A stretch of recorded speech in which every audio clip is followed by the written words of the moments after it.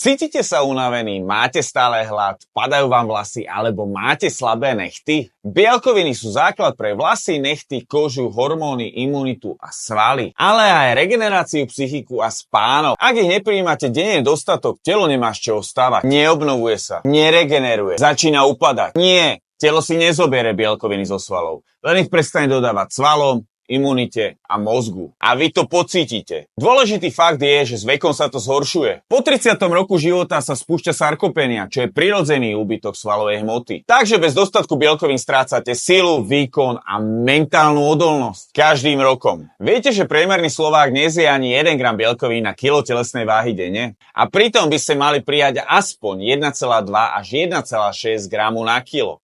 A viac, keď cvičíte alebo chudnete. Tak čo? Ako ste na tom s bielkovinami vy?